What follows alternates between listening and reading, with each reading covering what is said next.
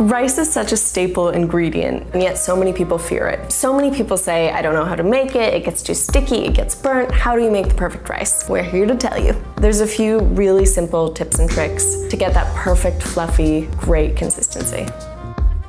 The two most important things to keep in mind when making rice are timing and ratios.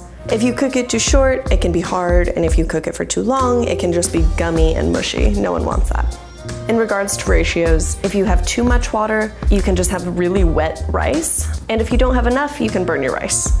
For long grain white rice, you want 1 cup of rice to 2 cups of water.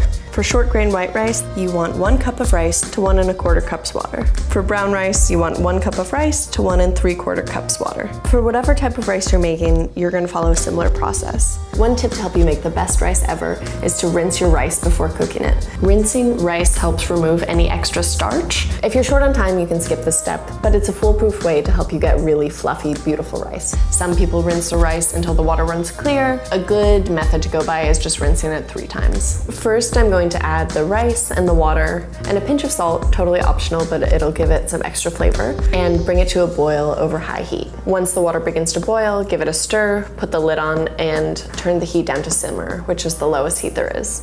For long grain white rice, you want to cook it for 18 minutes on simmer. For short grain white rice, you want to simmer it for 15 minutes. Brown rice is a bit longer, you want to simmer it for 45 minutes. One really important thing to note is to not remove the lid as you're cooking it. You're steaming the rice and you don't want to let the hot air escape. Just let it be, trust the timing, and it'll come out perfectly.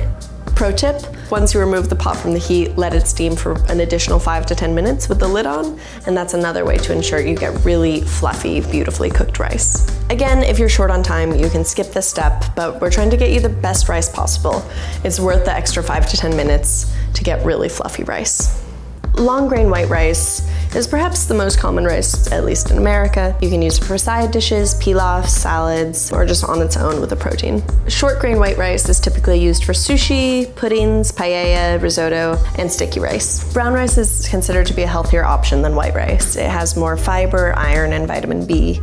So white rice is actually brown rice with the bran and germ stripped away, so you're losing some of those nutrients when you're choosing white rice. And while it does take longer to make, it's a bit earthier, nuttier. If you do it correctly, you can actually get a really nice result.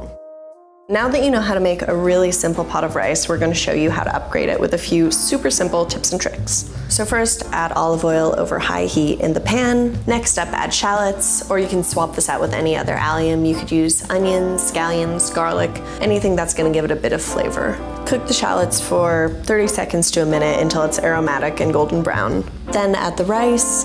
Give that a stir to make sure that it's fully coated with the shallots and the olive oil.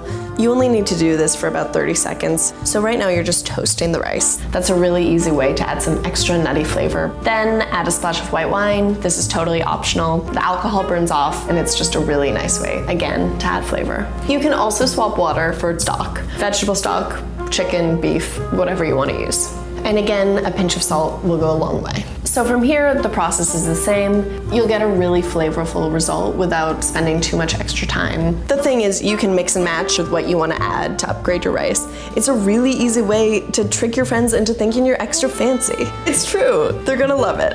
If you're someone who makes rice all the time, it might be worth investing in a rice cooker. Rice cookers are super easy to use, they're less fussy, everything's marked out for you in terms of proportions. It's a foolproof way of getting a consistently perfect batch of rice every time. The first steps to becoming a better cook are mastering the basics. Rice is such a staple dish, and if you can master it, it'll just make you a better cook. It really doesn't have to be scary, and it doesn't have to be boring either. If you just pay attention to timing and ratios and add a few flavor boosters, you can have the best rice ever. Tune in next week to Tasty 101. We're making... What are we making? The ultimate chocolate cake. Damn, that's a great reason to tune in.